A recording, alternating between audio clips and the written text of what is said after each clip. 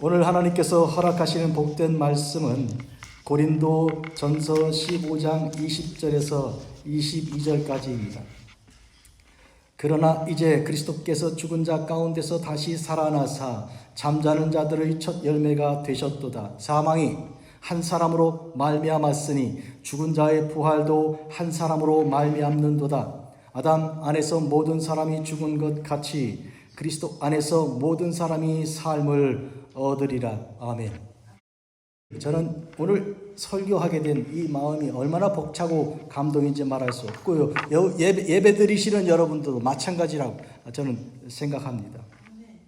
48년 전 제가 18살 때 부활주일 예배 때 하나님의 부르심을 받았으니까, 그때 목회자로 부르심 받았으니까 48년 동안 저는 부활주일마다 가슴이 뛰곤 했습니다. 오늘도 그런 날입니다. 그때 설교한 설교자가 강신희 목사님, 우리 강은숙 전사님의 남편이신데 그때 40살이 안 됐죠. 그런데 그것이 그분의 마지막 부활주일 설교가 됐습니다. 이듬해 2월 하나님의 부르심 받았으니까요. 이후에 48년 동안 홀로 살면서 교회를 지키고 자녀를 길렀는데, 여러분, 그렇다면 목회자로서 40이 되지 않은 나이에 하나님 부르심 받았으면 이 좀 가다가 만 것 같은 느낌, 실패한 것 같은 느낌이 들겠지만, 그러나 여러분, 여기 서서 오늘 말씀을 전하는 제가 그 설교를 듣고 주님 부르심 받았으니 죽어서 살아나는 그런 부활의 은혜가 이 속에 있습니다. 또 두 아들들 중에 그때 겨우 2살 채 안 됐던 둘째가 목사 안수를 받았고 또 결혼해서 목사 아내를 얻었으니 이 도대체 그런 열매가 또 어디 있습니까? 그런 의미에서 여러분, 부활은 하나님 미리 땅에 떨어져 심어져 죽는 것이요, 그리고 그것이 많은 열매를 맺는 이런 은혜가 있는 줄 믿습니다. 제가 지금 입고 설교하는 이 가운은 저희 어머니가 특히 만들어 주신 가운인데, 저는 송부영신 예배 때 하고 부활주일에만 입습니다. 무슨 박사라고 줄이 이렇게 3개 있어서 저는 교회에서는 이거 안 입는다 생각하고 있는데, 그래도 어머니가 만들어서 주셨기 때문에 생각하고 입고 올라왔습니다. 여러분이 지금 입고 계신, 성가대 오늘 입고 계신 그 가운은 우리 교회 초대 성가대 지휘자이신 김인성 장로님 때 제작한 가운입니다. 저는 가운 입는다 그래서 초록색 입고 올 줄 알았는데 노란색 입으셨어요. 그게 원래 원조 가운입니다.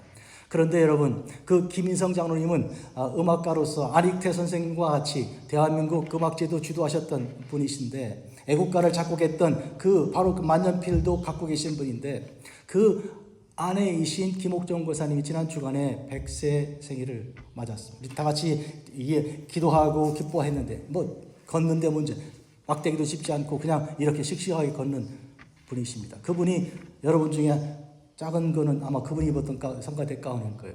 여러분, 저는 이 말을 왜 드리는가 하면, 우리가 죽었다가 살아나는 것은 부활인데 죽지 않고 영원히 사는 것도 역시 부활입니다. 주께서 마르다에게 하신 말씀 기억하십니까? 나는 부활이요 생명이니 무릇 나를 믿는 자는 죽어도 살겠고 또 나를 살아서 믿는 자는 영원히 죽지 않는다. 너는 이것을 믿느냐? 영생을 사는 사람은 절대로 죽음을 두려워하지 않습니다. 언제 와도 관계없는 것이죠. 그래서 주 안에서 죽은 자들은 복이 있다 하는 것이죠. 왜요? 그것은 영생 속에서 이미 얻은 것을 확보하고 확인하는 것이니까. 그러므로 죽음이란 얼마나 큰 복이고 은혜인지 말할 수 없습니다. 하나님을 만나고 싶어. 내가 하나님을 만나고 싶습니다. 여기 이 소장을 적을 테니까 이 서명을 보시고 제발 나한테 말씀해달라고 부르짖고 외쳤던 욥이, 그 욥기가 1장부터 42장까지 다 끝나고 41장까지 다 끝나고 마지막 문장 하나가 무엇입니까? 그리고 죽었더라. 이게 뭡니까? 구원을 바라고 그렇게 부르짖던 그가 죽었더라 끝났으면 이게 비극입니까? 뭡니까? 그러나 그것은 주 안에서의 죽음은 그것이 복입니다. 사랑하는 성도 여러분, 우리가 풀지 못하던 많은 문제, 많은 숙제, 고민하고 밤을 새던 그 모든 것들, 삶의 모든 난해하고 섭섭하고 답답하던 그 모든 것들, 괴로운 것들 다 풀리는 순간이 죽음의 순간이에요. 그것으로서 주님은 모든 걸 다 풀어내신 것이니 죽음은 얼마나, 주 안에서의 죽음은 복된 것입니까? 오늘 주님이 우리를 위해 죽으셨습니다. 우리 기독교의 상징은 십자가예요. 저건 형틀이요, 저기는 죽음의 자리입니다. 어째서 기독교는 이렇게 무시무시하고 이렇게 어둡기만 하고 그럴까? 그러나 그것이 아닌 것이 죽음이 없이는 생명이 없기 때문이죠. 우리가 죽어야 할 그 자리에 주님께서 대신 죽으심으로 우리의 죽음이 웨이브가 된 거예요. 한마디로 구속받은 것이죠. 우리는 죽을 필요가 없게 주님께서 대신 그 죽음을 다 담당하신 것이죠. 그러니 예수 안에서 우리는 영생이 있습니다. 예수 안에 생명이 있네. 주님이 빛이 되시네. 예수님 안에서 우리가 그 생명을 가진 것입니다.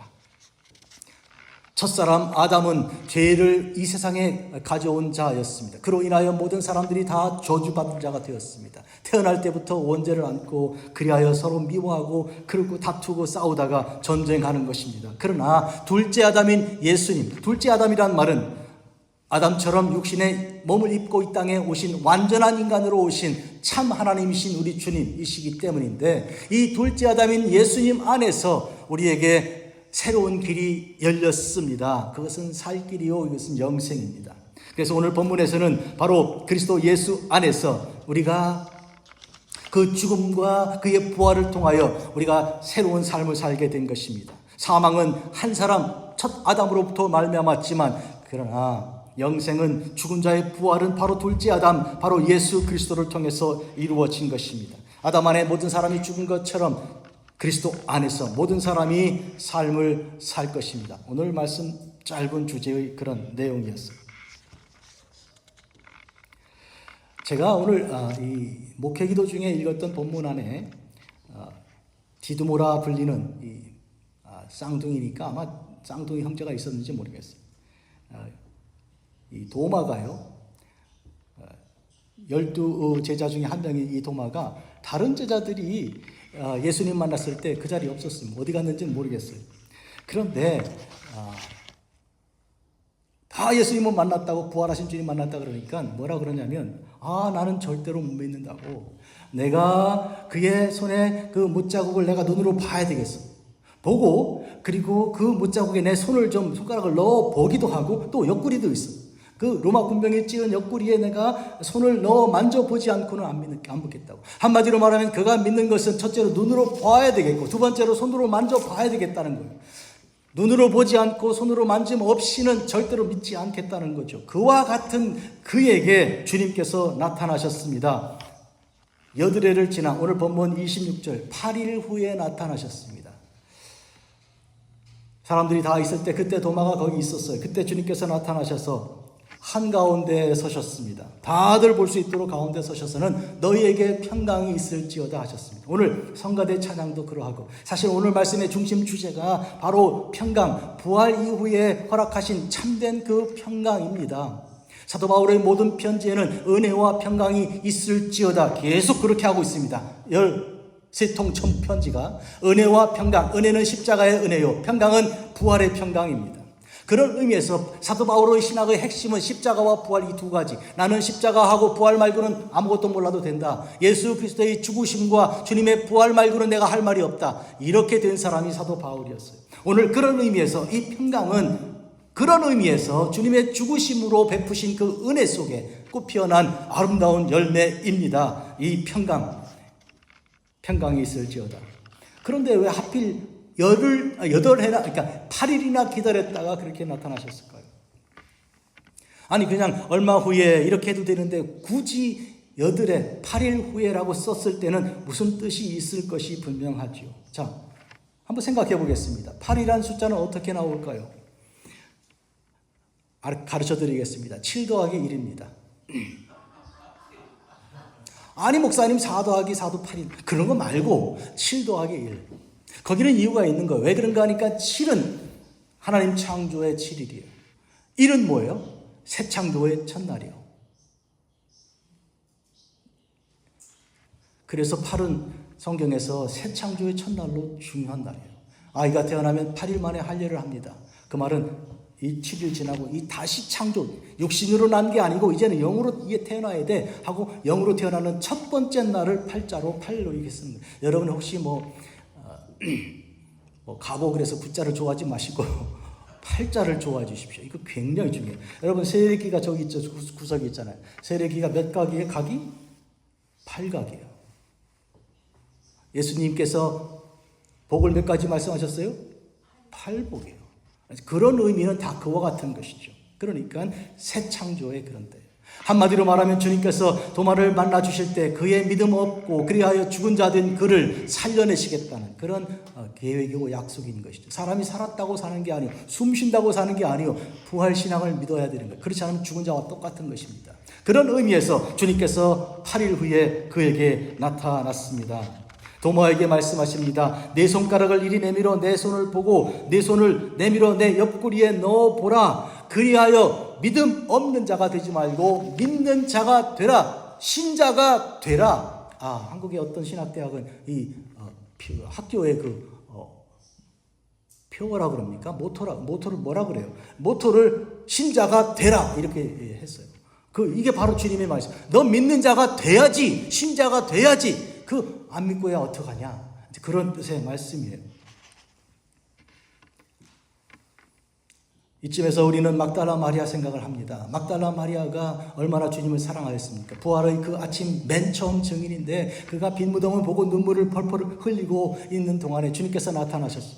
그리고 마리아야 하고 이름 불러주셔서 그가 자기의 모국어를 가지고 라보니 하고 달려가 끌어안으려고 그러는데 주님께서 딱 한 걸음 물러나시면서 잠깐 나 만지지 마 이러셨단 말이죠. 해서 오늘 궁금한 게 생기는 것이죠. 왜 그때는 만지는 것을 허락 안 하시고 지금은 와서 만져봐. 손가락만 아니고 옆구리까지 다 보여주고 만지라고 이렇게 하셨을까? 이 남녀 차별하셨을까? 혹시 여자라서 만지는 거 허락하지 않고 남자는 허락해 주시고 그런 건가? 이런 궁금한 생각이 들지 않아요? 그런데요, 여러분, 누가복음 7장에 보면 예수님 옥합을 깨뜨려 향유 부어드린 여인이 있습니다. 이 누가복음의 여인과 마태, 마가, 요한복음의 이 여인은 다릅니다. 마태, 마가, 요한복음의 여인은 마리아로 말할 수 있고 이 여인은 누군지 몰라요. 그만 많은 죄가 사함받은 여인이다. 그래서 어떻게 보면 혹시 막달라 마리아가 아닌가라고 추측을 하는데 근거는 사실 없어요. 전통적으로 그렇게 보는 사람들이 많이 있긴 하죠. 만약에 그랬다면 그때는 왜 그 여자가 예수님을 막 이렇게 옥합을 부어드리고 이렇게 막 머리털을 가지고 씻어드리고 몸을 만지는 그것을 허락하셨으면서 바리새인들이 그랬거든요. 아니 저분이 메시아, 저분이 이 선지자가 맞다면, 선지자라면 관통의 사람을 아는 게 선지자인데 저 여자가 누군지 알았을 텐데 왜 만지는 거 가만 놔두지?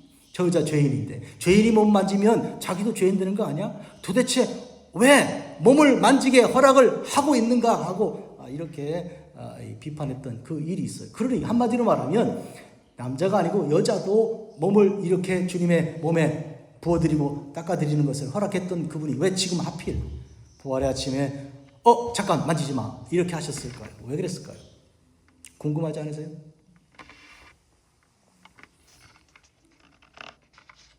저도 이거 아는데 시간이 많이 걸렸으니까 여러분 뜸을 좀 들여서 금방 알려드리면 제가 좀 억울하잖아요. 오래 걸렸어요 이거 아는데. 도대체 왜 그랬을까? 그리고 이유를 댔는데 내가 아버지께로 올라가지 않았다고, 나 아직 아버지께로 올라가지 않았으니까 만지지 마 이러셨단 말이에요. 이게 무슨 뜻이에요? 그러니까 만지지 말라는 것도 금방 부활하셨으니까 몸 어디가 아픈 데가 많으실지 모르니까 아마 그러시라고 해도 그래도 아버지께로 올라가는 것이 이유가 여기가 근거가 이 관계가 있나? 이런 궁금한 생각이 많이 드는 거예요. 결론적으로 말씀드릴게요. 여러분, 부활은 앞으로 가는 거지 뒤로 가는 게 아니에요. 부활은 변화하는 것이지 옛날로 복귀하는 게 아니란 말이에요. 그래서 바리새인들이 예수님께 와서 7 남자와 이 형제와 결혼한 어떤 여자가 부활 후에 누구의 아내가 될 거냐 이렇게 물었던 것에 대하여 무슨 소리, 부활은 변화하는 거야, 앞으로 가는 거지 옛날로 가는 거 아니야 이렇게 말씀하셨던 거 기억나십니까? 지금 주님께서 이 믿음이 없는 자인, 의심하는 자인, 내가 눈으로 보고 만져보지 않고는 믿지 않겠다고 그렇게 말하던 이 도마에게 손을 허락하시고 옆구리까지 보여주시고 만지게 하신 우리 주님께서 하신 일은 무엇입니까? 그에게 믿음을 주신 거죠. 믿음이 생기게 하시고 믿음을 가지고, 무슨 믿음? 부활 믿음이에요. 부활 믿음. 그런데 지금 막달라 마리아가 이 시간 주님께 달려들어서 허그하려고 했던 그 마음 태도는 무엇입니까? 이것은 거절하고 거부해서 가르쳐줘야 할 내용이에요. 왜? 이 막달라 마리아는 주님께 시체의 향유를 부어드리려고 가지고 왔고, 그리고 동산지기에게 나한테 알려주면 제가 가져갈게요. 시체를 가져갈게요. 이러고 온 사람이에요. 예수님의 부활에 대한 신앙이 전혀 없는 사람입니다. 혹시라도 주님 부활하신 것을 생각했더라면, 아니 무덤이 왜 비어있는 거야 도대체? 아니 누가 훔쳐간 걸까? 하고 첫 번째 옵션을 생각하다가 아니라면 부활하셨을까? 요게 나와야 되잖아요. 아니라면 이게 없는 거예요 이게. 그러니까 우는 거죠. 그 부활의 좋은 시간에 복된 자리에서 왜 우냐고, 그 신앙이 그게 떠오르지가 않았던 것이죠. 그러니까 그때 주님을 끌어안는다는 얘기는 뭡니까? 주님 이제는 절대로 그렇게 안 보내드릴 거예요. 예? 나랑 같이 옛날로 갑시다. 좋았던 때 있잖아요.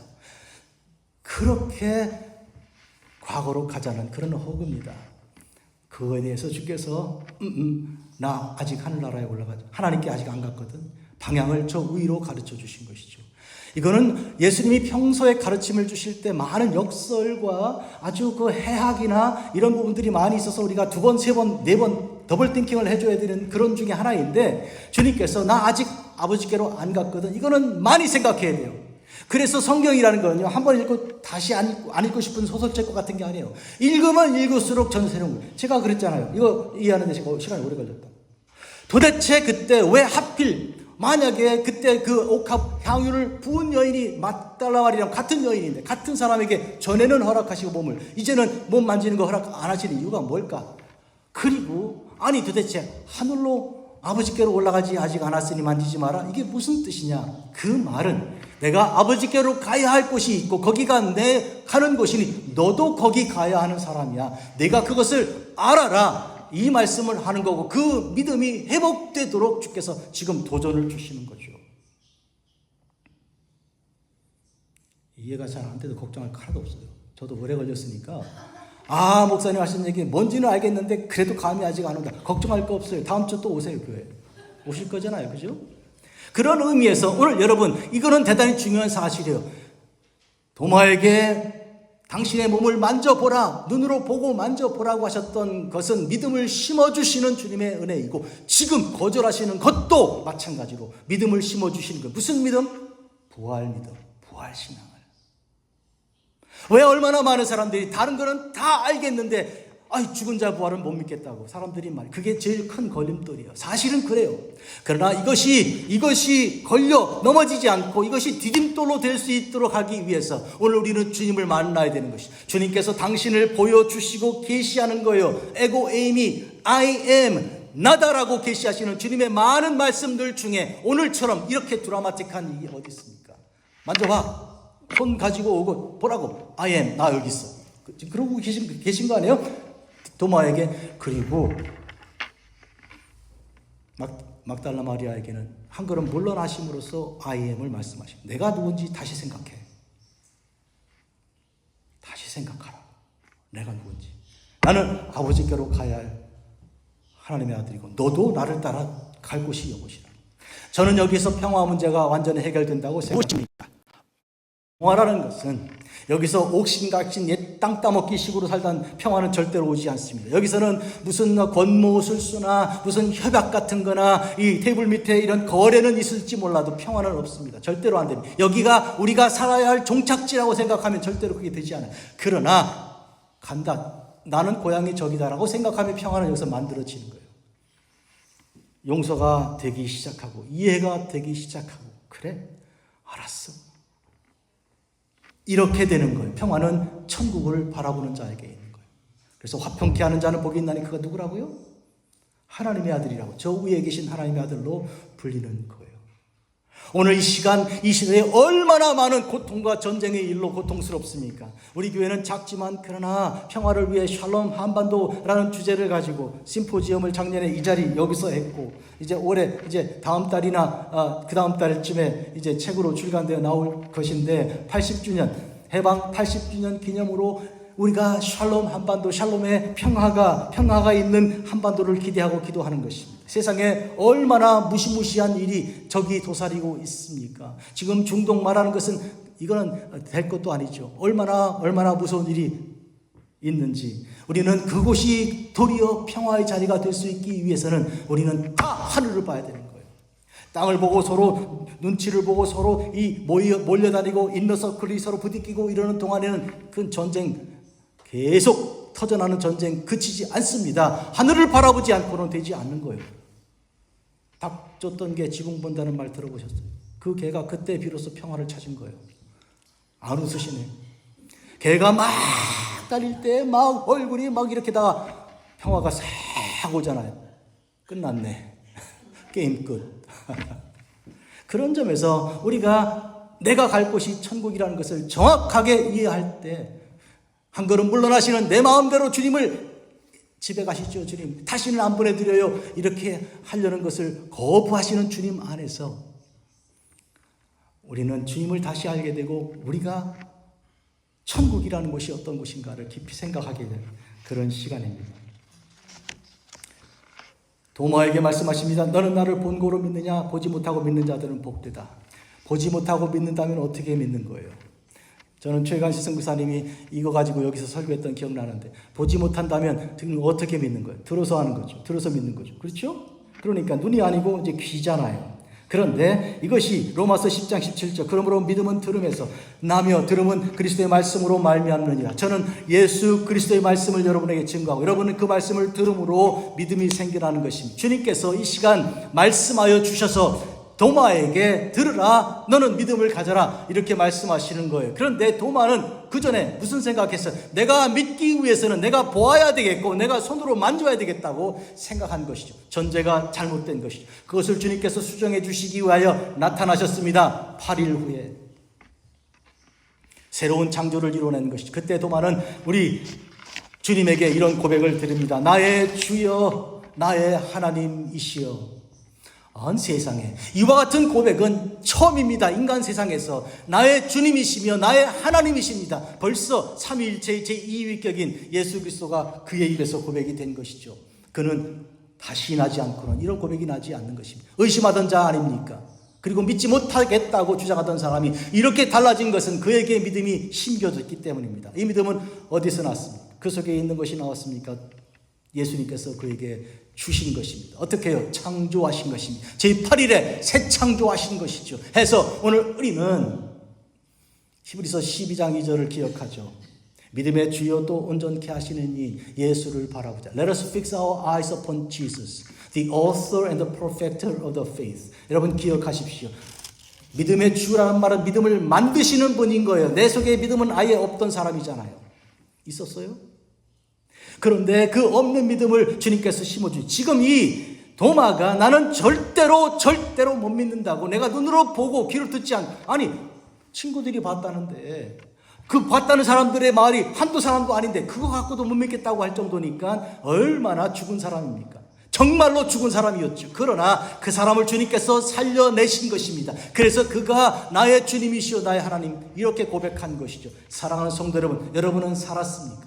살기 위해서는 부활신앙을 가져야 됩니다.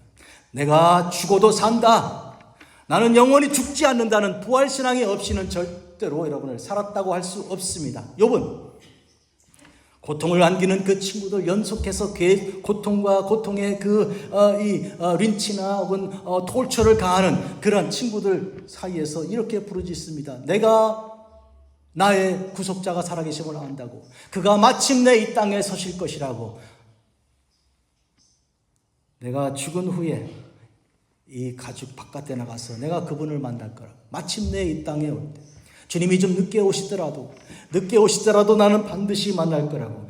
마르다나 마리아는 주님이 늦게 오신 것을 불평하였습니다. 좀 일찍 오시지요. 자기들 계획 안에 이렇게 저렇게 해 주셔야 되는지라고 생각한 것이죠. 이 막달라 마리아가 주님을 끌어안으려고 했던 비슷한 그런 플랜이 있었던, 자기들 마스터 플랜이, 생각이 있었던 것이죠. 그러나 주님께서 그때에 오셔서 제8일이면 지금 도마 같은 경우이고요, 네 번째 날 늦게 나흘에 오셔서 주님께서 나사로를 살리지 않습니까?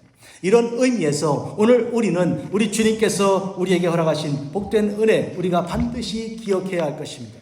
우리가 부활 신앙을 가지는 것은 죽어도 죽지 않는 그런 신앙입니다. 늦어도 늦은 것이 아닙니다. 욥이 그러하였습니다. 심지어 내가 죽은 다음에 오셔도 내가 육체 밖에서 내 하나님을 만날 것이라, 죽어서 이 몸에서 내 일어날 거라.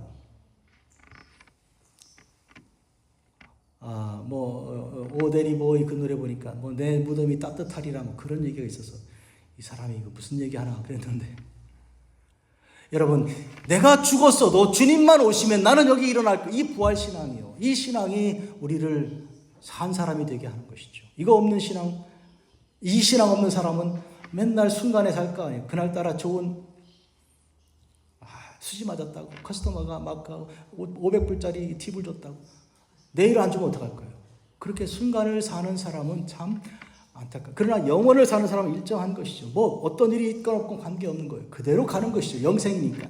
그것이 바로 부활신앙입니다. 여러분, 2026년 부활절 아침에 우리는 바로 이 부활신앙을 주님께서 주시기 위해서 이 시간 말씀하고 계시니, 오늘 우리는 들었으니 들음으로부터 믿음이 생겨나야 할 줄 믿습니다. 아직도 믿음이 생기지 않으면 이렇게 부르짖어 기도하십시오. 주여, 내가 믿나이다. 나의 믿음 없는 것을 도와주십시오. 그때 주님께서 우리에게 확실히 믿음을 주실 줄 믿습니다. 아담 안에서 죽은 것 같이, 모든 사람이 죽은 것 같이 그리스도 안에서 모든 사람이 삶을 얻으리라 한 부분을 우리는 생각합니다. 아담의 첫 번째 아들이 가인인데요, 가인이 동생을 죽였습니다. 죽이기 전에 얼굴이 불그락 해가지고 이 도대체 살기가 등등한 그 모습을 보고 하나님께서 그에게 내가 분하여 함은 어찌 됨이며 안색이 변함은 어찌 됨이며, 하나님은 그의 얼굴을 살피시고만 너 얼굴 왜 바뀌었어? 왜 이상해? 어떻게 된 거야? 하고 물으신 거예요. 가인에게, 동생 죽이기 전에. 내가 선을 행하면 어찌 낫을 들지 못하겠느냐? 선을 행하지 아니하면 죄가 문에 엎드려 있느니라. 죄 문에 엎드려 있다는 말은 크라우칭 한다니, 그러니까 이 동물이 이렇게 이 호랑이나 이런 종류가 치려고 용수처럼 웅크리고 있는 그런 상태죠. 죄가 너를 원하나 죄는 너를 원한다. 너를 어떻게 삼키려고 우는 사자같이 너를 원한다. 그러나 너는 죄를 다스릴지니라, 이렇게 말씀하셨어요. 그런데 그가 한마디로 결국은 다스리지 못하고 죄에게 다스림 받은 거예요. 이 속담에 conquer or you will be conquered 들어보셨어요? 정복해라, 아니면 너는 정복당할 것이다. 그게 그런 케이스였어요. 지금 죄가 너를 원하지만 너는 그것을 다스려라, 이러고 끝났는데 그는 결국 다스리지 못하고 동생을 죽였습니다. 이 지역에 유명한 존 스타인백이라는 소설가가 있어요. 1962년에 노벨상 문학상을 받은 사람이에요. 그 사람이 여기 살리나스 자기 고향이고요. 그리고 몬트레이도 두 번째 집이 있어요. 그래서 그 두 군데 가면 그 기념하는 그런 동상도 있고 이런 센터도 있고 그래요. 근데 그가 쓴 소설 중에 하나가 에덴의 동쪽인데, 에덴의 동쪽의 바로 이 가인 얘기로 이 모티브가 돼서 시작하는 거예요. 그런데 그 중에 어떤 부분이냐, 바로 이 여기 하나님께서 너는 다스릴지니라 하는 부분이에요. 히브리어로 읽으면 팀샬 이렇게 되어 있는 거예요. 이걸 가지고 계속 밀고 늘어지는데 어떻게 보면 존 스타인백이 히브리어를 이렇게 잘해? 성경을 잘하는 사람이야? 이러면서 놀라고 읽는데, 우리 같이 이것을 전문으로 읽는 사람은 이에 아주 큰 실수를 지적하는 거예요. 그는 뭐라고 말하냐 그러면, 팀샬이라는 것은 you may rule over 이런 뜻이에요. 한마디로 미래형, 명령형이 아니에요. 그러니까 명령형이 아니니까 인간에게 어떤 자유의지를 줘서 너 하려면 하고 너 할 수 있어, 이런 뜻으로 내가 너 너비를 둘 테니까. 그래서 결국 가인이 아벨을 죽인 거기에는 부분적으로 하나님 책임도 있다고 이렇게 언저시 말하는 그런 게 그 소설책인데, 그에 대해서 무슨 소리, 히브리어를 몰라도 조금 기초는 했는데 그 다음 중급 단계가 안 올라간 그런 정도예요. 여러분 보십시오. 10계명을 보겠습니다. 10계명에 살인하지 말라, 을로 티레착, 살인하지 말라. 이거 명령령 아닙니다. 번역을 you may not kill 이렇게 번역할 수 있어요. or you will not kill 이렇게 할 수 있어요. 그러면 사람에게 자율권을 준 겁니까? 마음대로 해라, 죽이려면 죽이고 살리면 살리고 그런 뜻인가요? 아니죠. 죽이지 말라는 얘기죠. 그 다음에 간음하지 말라, 을로 티네 아프. 이것 또한 마찬가지예요. You will kill, you will not commit adultery. 뭐 이렇게 너는 간음죄를 안 저질 수 있어. 그러니까 인간에게 그런 능력이 있는 것처럼 하나님께서 인정해 주시거나 아니면 그것 책임은 너가 지라, 아니면 그렇게 어떻게 보면 허용을 해준 하나님까지 책임을 질 수 있는 그런 틈을 주신 것처럼 이해하는 무슨 소리? 아닙니다, 여러분. 이게 히브리의 독특한 방식이에요. 그와 같은 미래형을 통해 어마어마한 명령이 들어가 있는 것이죠. 저는 우리 아버지에게서 많은 배운 것 중에 하나, 너 할 테면 해봐라. 많이 들었어요, 제가. 너 할 테면 해봐라. 저는 그 말 들으면 무서워서 못합니다. 하지 말라면 할 수 있는데 할 테면 해봐 하는 말은 듣고 못합니다. 그게 포함하는 어마어마한 그 강조를 제가 어떻게 감당합니까, 그거를. 여러분, 이 부분이 이 히브리어, 이 성경에, 구약 성경 안에 들어있는 어마어마한 그런 포함되어 있는 그거예요. 그거를 존 스타인백은 모르니까 그냥 그렇게 쓴 것이죠. 사람은 절대로 자기 어떤 죄나 자기 죄악에 대하여 컨트롤할 수 있는 능력이 전혀 없습니다. 명령받지 않고서는 그걸 할 수가 없어요. 명령을 순종하지 않고서는 절대로 죄를 안 지을 수가 없다, 그 말이에요. 해서 두 가지 예를 들어봅니다. 창세기 6장 5절 6절 여호와께서 사람의 죄악이 세상에 가득함과 그의 마음에 생각하는 모든 계획이 항상 악할 뿐임을 보세요. 사람이 항상 그와 같은 존재인 것을 하나님 파악하시고 땅 위에 사람 지으셨음을 한탄하사 마음에 근심하시고, 하나님 마음속에 한탄이 오고 근심하시게 된 것은 사람 마음속에 마음으로 생각하는 모든 계획이 항상 악할 뿐인 거예요. 잘 차려입고 화장 싹 하고 나니까 항상 선녀인 줄 알죠? 뭔 소리 하세요? 신랑처럼 싹 차려입으니까 저 사람은 맨날 아주 착한 말만 할 것 같으죠? 무슨 소리 하세요? 인간 속에 있는 게 다 그런 것인데. 두 번째, 예레미야 13장 23절. 안 적으세요? 예레미야 13장 23절. 구스는 에티오피아 사람입니다. 구스인이 그의 피부를, 검은 피부죠, 표범이 그의 반점을 변하게 할 수 있느냐? 할 수 있을진데 악에 익숙한 너희도 선을 행할 수 있으리라. 악에 익숙한, 악에 유스된, 악에 중독된 너희도 선을 행할 수 있겠지. 만약에 구스인이 피부를 바꿀 수 있다면, 빡빡 문지르거나 비늘 칠하면, 아니면 표범이 반점을 어떻게 막 세게 달리다 보면 반점이 뚝뚝 떨어져 나갑니까? 표범 빠르니까? 뭔 소리 하세요? 안 되잖아요. 그러니까 너는 절대로 스스로는 선을 행할 수 없다, 그 말이 여기 예레미야 13장 23절이에요. 그러면 어떻게 해야 합니까? 하나님 나를 도와주세요. 나는 할 수 없습니다. 이렇게 해야 되는 거 아닌가요? 항복해야 되는 거 아닌가요? Surrender. I surrender. 항복합니다, 주님. 저 못합니다. 이렇게 돼야 되는 것. 평화는 거기서 옵니다. 내가 뭘 할 수 있다고 하고 내가 무슨 만들어내겠다, 그러니까 전쟁하는 거죠. 성도 여러분, 이거 우리가 여기서 기억해야 합니다. 이런 의미에서 오순절날 120명이 하나님 앞에서 성령 받고 그들이 성령이 말하게 하시면 따라 말하기 시작했습니다. 자기 말들이 아니고요, 더 이상 자기 계획을 따라한 말이 아니고 성령이 말하게 하심을 말하는 것이죠. 사람이 살아가는 가운데 가장 피해야 할 것이 뭐냐? 배가 지나갈 때 암초를 피해야 하는 것처럼 사람은 말의 실수 없어야 됩니다. 그게 사람이 제일 중요한 주제.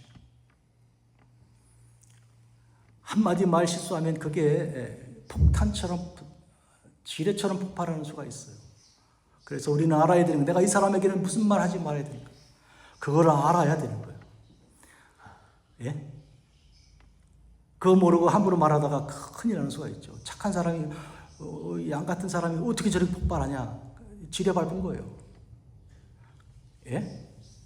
그러니까 우리는 그런 점에서 우리가 성령의 말하게 하심을 따라 말하는 게 얼마나 안전한 삶인가. 내 말대로 하다가는 큰일 나는 거예요. 큰일 난다고. 믿거니 한 사람이 원수가 된다고. 원수가 다 어디 갔어요?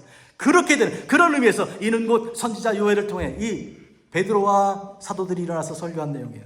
요엘을 통하여 말씀하신 것이 일렀으니 하나님 말씀하시기를 말세 내가 내 영을 모든 육체에 부어주리니 너희 자녀들은 예언할 것이 너희 젊은이는 환상을 보고 너희 늙은이는 꿈을 꾸리라. 예언, 환상, 꿈 다 뭐예요? 성경 얘기하는 거예요. 말씀 가는데 말씀. 우리 금문교는 딴 얘기하지 말고, 우린 소수정이니까 모이는 대로 그냥 성경만 얘기하고 성경 말씀 얘기하고 듣고 그게 끝 하고 가는 거지. 뭐 이런저런 얘기하다가 큰일 나는 거예요.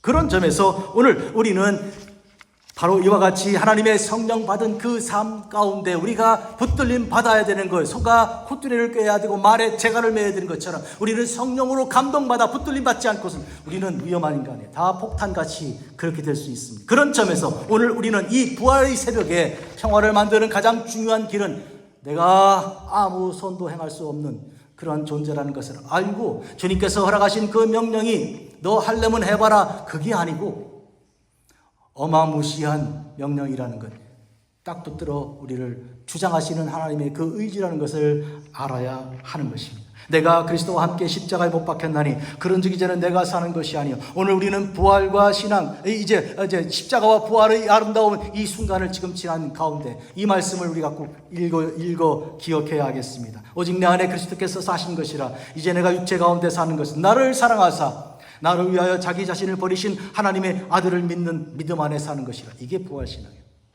이게 부활신앙입니다. 부활신앙은 나를 의지하지 않고 내가 할 수 있다고 전혀 생각하지 않고 하나님만 의지하는 것이 부활의 첫 열매 되신 주님을 바라보는 것입니다. 십자가의 길도 주님을 따라가고 부활의 길도 주님을 따라가는 것이고 주님께서 나 아직 하늘에 이르지 않았다고 말씀하시는 그때 우리는 그 하늘이 내가 갈 곳인 것을 알고 나도 그 하늘을 바라보고 나도 아직 하늘나라 가지 않았지만 하늘나라는 내 고향이라고 늘 마음에 새기셔야 할 것입니다. 주님께서 부활하신 이후에 40일을 땅에 더 계셨어요. 40일 동안 하신 일은 한마디로 부활에 대하여 천국에 대하여 이 두 가지 주제를 말씀하시고 가신 거예요. 부활에 대하여 천국에 대하여 오늘 저는 그 설교한 것입니다. 기도하겠습니다. 자비롭고 거룩하신 아버지 하나님, 우리는 참으로 믿습니다. 세상에 평화가 없는 것은 죽어도 다시 살고 영원히 죽지 않는 이 부활신앙이 없기 때문에 물고 뜯고 하는 그런 슬픈 현실입니다. 그러므로 우리가 세상에 나가 할 일은 평화의 일은 평화의 도구로 할 일은 예수님께서 우리를 위해 죽으셨습니다.